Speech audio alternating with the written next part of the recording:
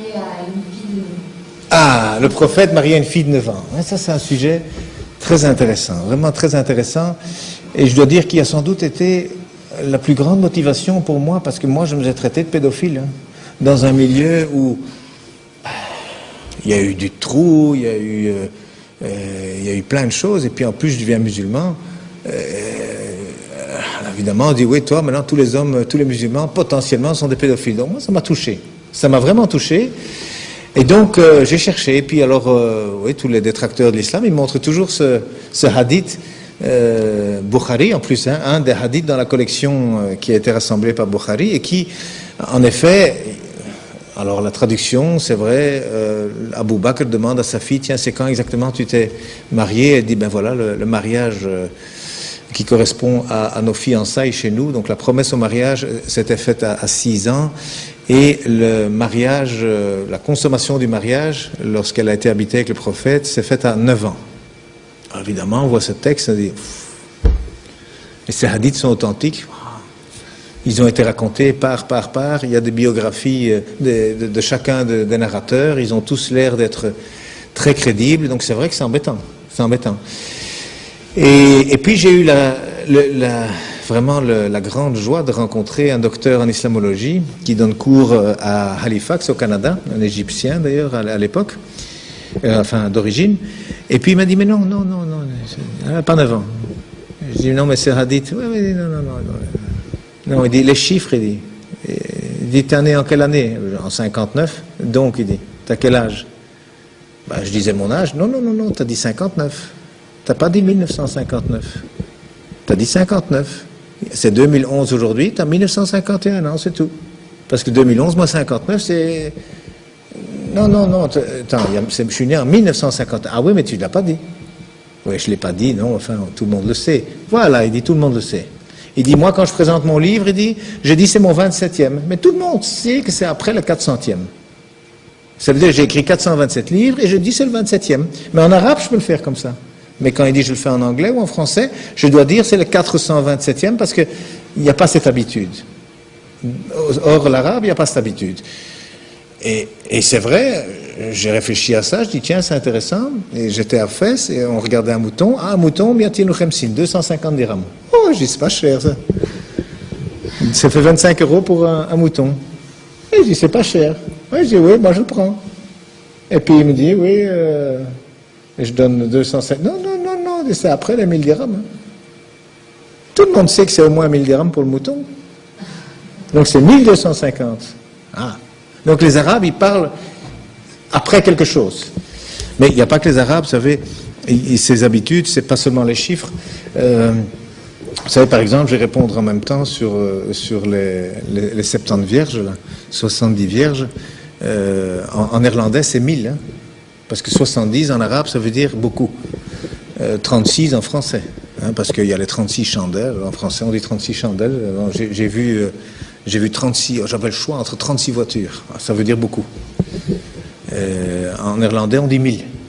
C'est fantastique, ça veut dire que il y a une philosophie autour des chiffres qu'il faut connaître dans les langues, autrement, on est à côté de la plaque. Donc ce hadith, en réalité, 6 ans et 9 ans, c'est après quelque chose, mais c'est pas nécessairement après la naissance. C'est ça ce que j'ai appris, j'ai vérifié ça avec des professeurs arabes, et tous ils m'ont dit la même chose, oui, c'est pas sûr, 6 et 9, c'est après quelque chose dans le contexte. Et donc j'ai fait la recherche, et puis j'ai été regarder autour de l'histoire, parce que en plus il n'y a personne qui a fait la remarque du temps du prophète, sallam. Il n'y a même pas un ennemi qui a dit regardez le vilain. Personne. Alors qu'aujourd'hui, vous savez, quand il y a quelques années, je crois en 2008 ou en 2007, il y a un Marocain, hein, peut-être que certains savent ça, des Marocains, il y a un imam qui a fait une fatwa qui a dit oui, on peut se marier avec une fille de 9 ans. Mais ça a été le tollé au Maroc. Les avocats qui ont fait des procès, 3 jours après, plein d'oulémas ont dit non, nous on fait une nouvelle fatwa, 18 ans. C'est quoi ça, 9 ans, vous êtes malade ou quoi? Donc, les Arabes, non, ils n'acceptent pas qu'on se marie avec une fille de 9 ans. D'ailleurs, dans les écrits musulmans, une femme doit être au moins adulte physiquement.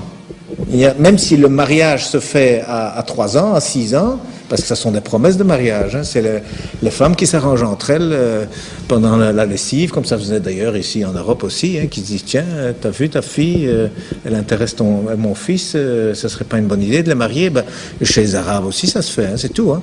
Et alors on dit bon voilà, allez, hop, ils sont mariés. Ça veut dire qu'à partir de ce moment-là, on peut les laisser ensemble.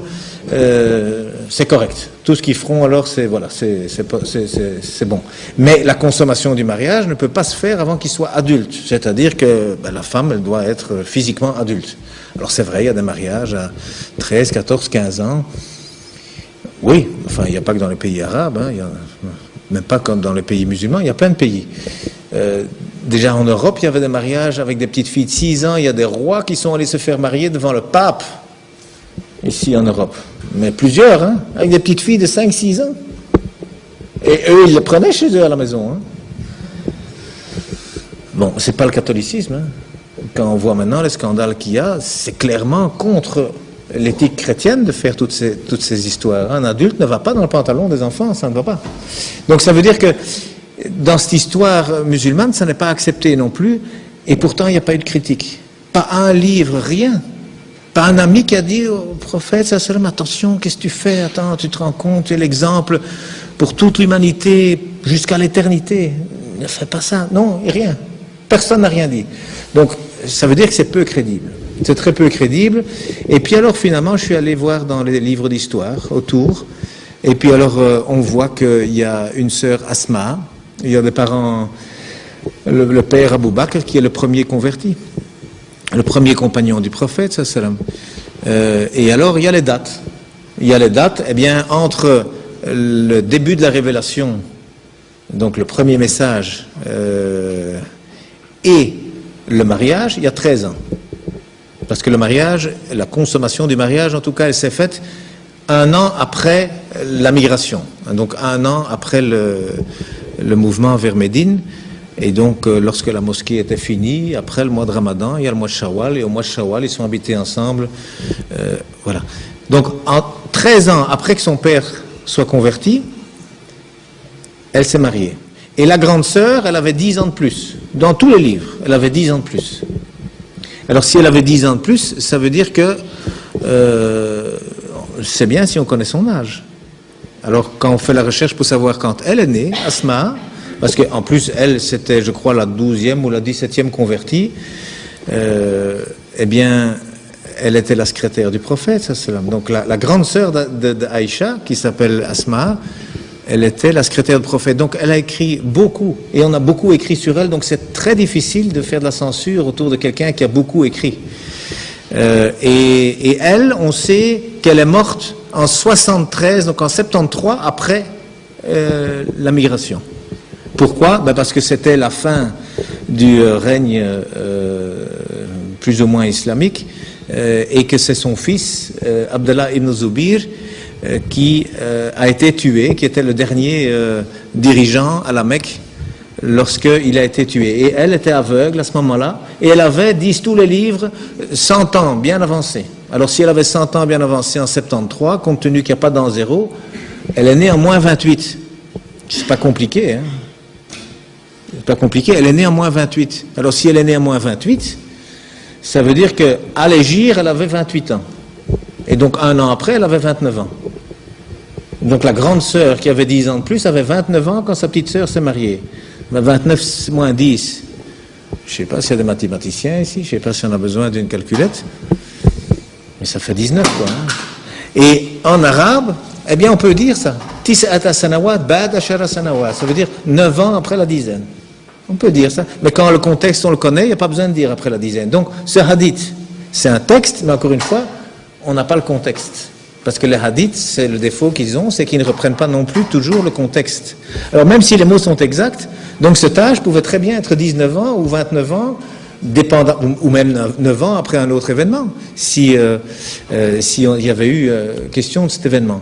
Ça veut dire que les preuves pour dire que cette fille avait 9 ans, mais moi je dis elles sont trop légères. Il n'y a pas d'accusation possible, il n'y a pas les preuves suffisantes. C'est pas le hadith, parce que moi j'ai été voir d'autres hadiths, hein, parce qu'il y a des gens qui disent oui, mais elle jouait avec les poupées quand on l'a fiancée. Hein. Il n'y a pas d'accusation possible, il n'y a pas les preuves suffisantes. C'est pas le hadith, parce que moi j'ai été voir d'autres hadiths. Hein.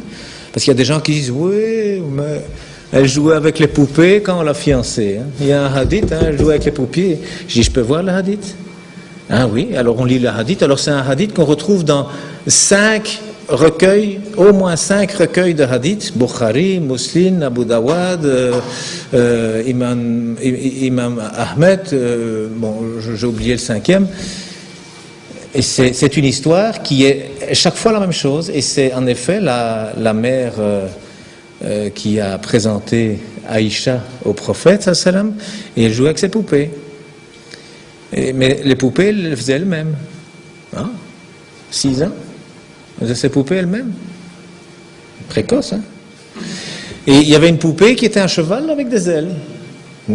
6 ans. Attendez, moi je suis avec des enfants toute la journée, à 6 ans, ils font pas ça. Hein? Et alors, le prophète, ça m'a dit, mais Aïcha, c'est quoi ça? Mais c'est des ailes. Ah bon, oui. Un cheval n'a pas d'ailes. Mais si, elle dit, les chevaux de Salomon avaient des ailes.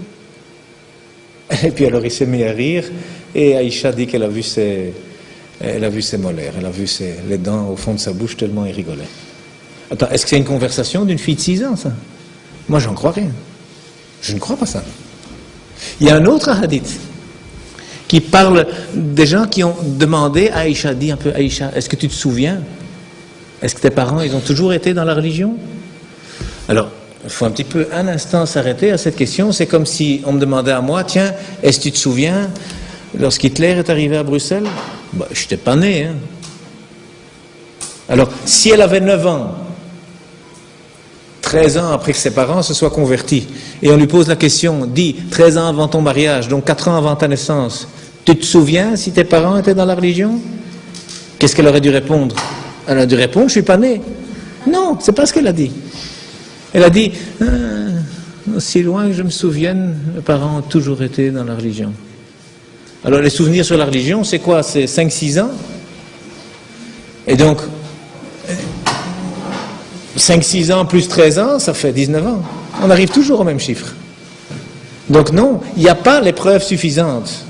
Vous savez, dans mon livre, d'ailleurs, je dis, avant d'essayer de prouver quelque chose, pourquoi? Elle s'est mariée jeune, et je dis ça d'ailleurs aux Arabes aussi, parce qu'il y a beaucoup d'Arabes qui disent, ah oui, mais vous savez, c'était normal de se marier à cette époque-là. Je dis, attendez. Donc avant d'essayer d'expliquer des choses, il faut voir si c'est vrai, d'abord. Parce qu'autrement, on se couvre de ridicule. Et on rejoint le verset qui a été lu. Avant de raconter des histoires, il faut les vérifier. Et quand on va vérifier, vous savez, Abu Bakr, c'est le premier compagnon du prophète, sallam. Alors, si elle avait 9 ans, ça veut dire qu'elle est née 4 ans après que lui se soit converti à l'islam. Aucun livre n'en parle. Je parle ici sous la surveillance de gens qui sont beaucoup plus connaisseurs de l'islam que moi. Si quelqu'un connaît un livre, un hadith, une histoire qui dit qu'Abu Bakr a eu une fille après s'être converti, qu'ils me le disent. Hein. Mais il n'y a pas. Ça veut dire que quoi? Elle est née après et on n'en a rien dit? Mais je ne crois pas ça. Donc elle est née avant. Elle est née au moins 13 ans avant qu'elle se marie. Mais vous savez que Aïcha, lorsque il a été question de la fiancée, enfin de la marier au prophète, sallam, Abu Bakr dit non, je ne peux pas, je l'ai déjà promise à un autre. Elle était déjà fiancée à un homme qui combattait l'islam. Alors quoi, Abu Bakr, lui, il s'est converti à l'islam, et puis 4 ans après, il a eu une fille, et puis encore après, il a fiancé sa fille à un combattant de l'islam. Je veux dire, il n'y a rien de logique dans tout ça. C'est impossible. Ça veut dire qu'elle est née longtemps avant la révélation. D'ailleurs, il y a même Tabari qui dit, oui, elle est née 5 ans avant la révélation. Et donc 5 ans, plus 13 ans, ça fait 18 ans, donc 18, 19, dépendamment des anniversaires. Ça veut dire que, oui, il y a un hadith, qui dit qu'elle avait 9 ans. Mais où on peut expliquer éventuellement que c'est peut-être 9 ans après quelque chose d'autre. Pas nécessairement après la naissance. Et donc, moi je dis simplement, il n'y a pas de preuve suffisante pour accuser le prophète sallam de pédophilie. C'est tout ce que je dis. Moi je ne vais rien prouver, mais il n'y a pas la preuve qu'elle avait 9 ans. Oui? Alors, un autre sujet, enfin, oui?